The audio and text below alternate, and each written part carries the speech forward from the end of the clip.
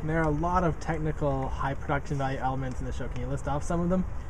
We have a working car. I went to my dad and I asked him, I'm like, this is my design. I want a grill of a car, front grill of a car, that's it. And he's like, okay. So he goes to his friend who owns a junkyard, comes back with the front end of a Firebird, tells me that if I want, we could hook up the lights. My husband, who's a technician for us, he hooked up the lights. They all worked. We didn't have to replace any bulbs. And then my dad put it on a big barn board frame and hooked it up to a golf cart battery. So we ended up having a working car. And as much as it was bred through the ideas of the production and through the, like, we want a lizard, we want a tentacle. Jeremy also challenges us by putting these little things inside of his scripts, things that he doesn't understand how difficult they may be. Like a control panel. Like a control panel. And the car. The car was his. And just a working, like, video machine was in the original script, like, we needed. And it was just, he just really challenges us that way. And we like to rise to the occasion to accomplish these goals. Yeah, and also with the blanket, the way he wrote the script for the tentacle monsters, like, she travels all the way to the other side of the stage holding this octopus arm and, like, goes around people and it's wrapped around him like 3 times. I'm like, I don't think we're gonna be able to make it that big. but the one thing I said about the show too is it is a fringe show, and our budget was a fringe show budget. We had a fundraiser and we were able to raise a small budget for the show, which was fantastic. And off of our remount from the last show, we were able to pay for admittance to the Fringe. So the majority of money from this show is going back into the company to reproduce more shows. And the more money we get, the better the technical stuff gets. Yeah, and that's the thing with this show. Like, I just really feel, had the show had something so menial in a professional theater world, if this show had a $5,000 budget, I think it could have been amazing. I think it could have been like one of the best shows that could have been put up in Ottawa, period. And I just am looking forward to building up the company and able to get the means to do that type of thing. It's the difference between using my roommate's bed sheets to make the octopus arms and actually being able to buy fabric, or exactly, and using old barn boards from barns my dad has pulled down to build a car. And at the same time, I recognize that a lot of it is the very soul of it is the very soul of it. That, like, I've heard people say, like, we're really guerrilla theater, which I like a lot. And so I just, even though we were running on the tentacle monster being made out of bed sheets and taking that choice and owning it, I am really looking forward to creating just really awesome stuff. If that and here at Fringe especially, venue plays a big part in that. You got a great venue this year. What was that like compared to Café Alt last year? Oh my god. Well, we didn't have to build our own lights.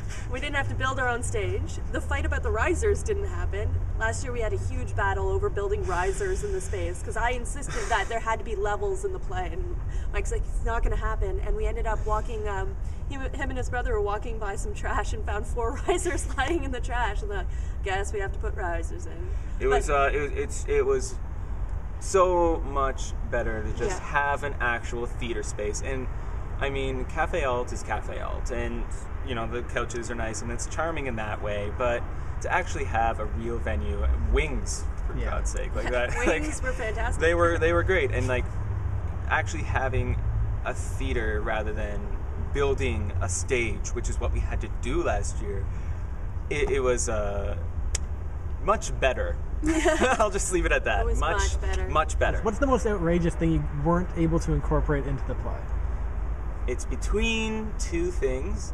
For those of you who've seen it, we did a lot of, like, characters talk about history a lot, and there was one point in which we wanted to have a little tiny car, because we talk about a car explosion, and actually have a puppeteer with a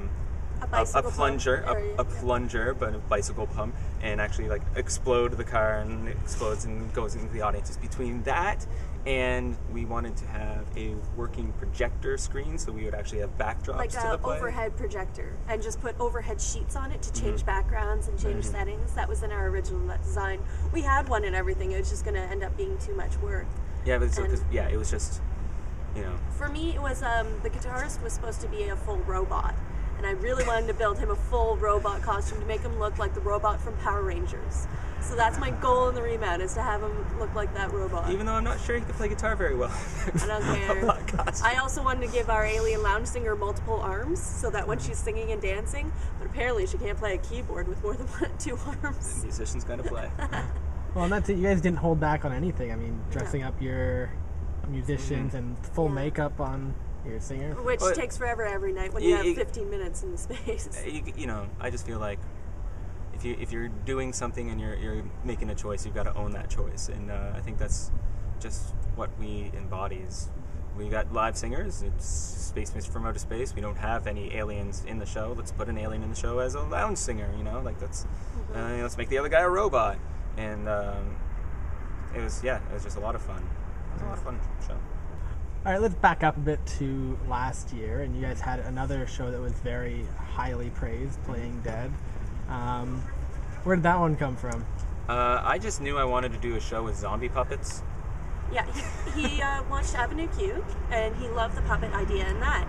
And so he comes to me, he's like, because I do design, he's like, do you think you could build these zombie puppets? And I came to university for acting. I love acting, and it just wasn't working out because there's a million actresses in the theater department. And I said, sure, you know, I can build as many zombie puppets as you like, as long as I'm the lead in the show.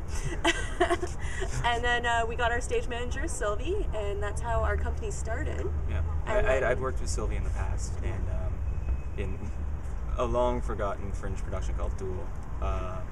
And she was just she was not a trained actor, but she was the first off book.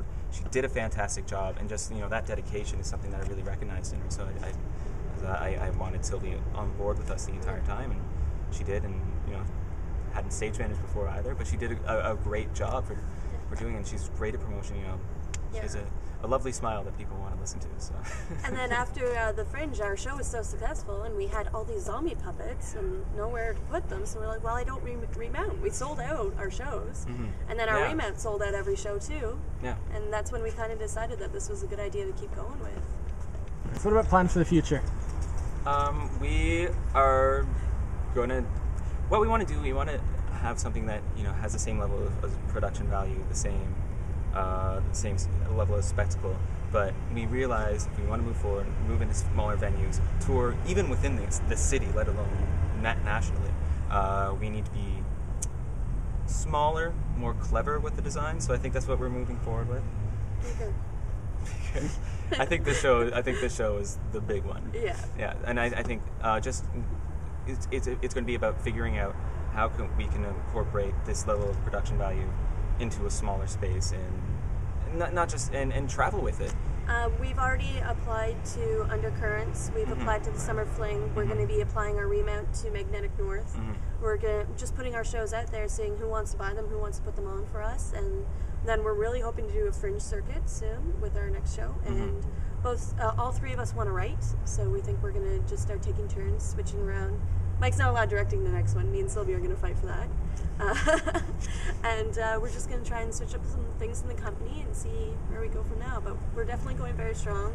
This play is going to be remounted at least once after this. Yes, at least once.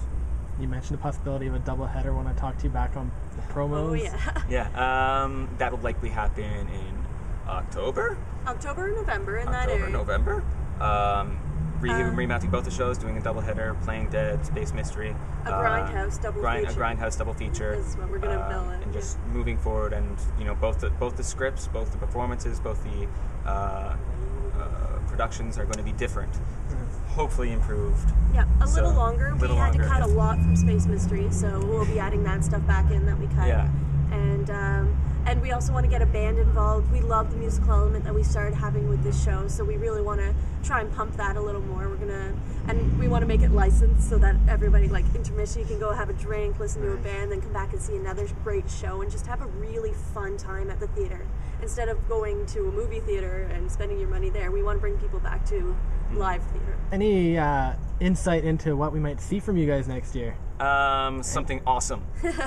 We have a couple ideas. We're kind of thinking about a horror movie. That's one of our bigger things, is doing a full-on horror movie that takes place in one room and seeing how much blood we can get on the stage. Another idea is a very silly one, our dead unicorn, doing a semi-porno but with no nudity, just trying to see it like another, but the outrageous costumes and like just the puns that we could put in there. We love puns.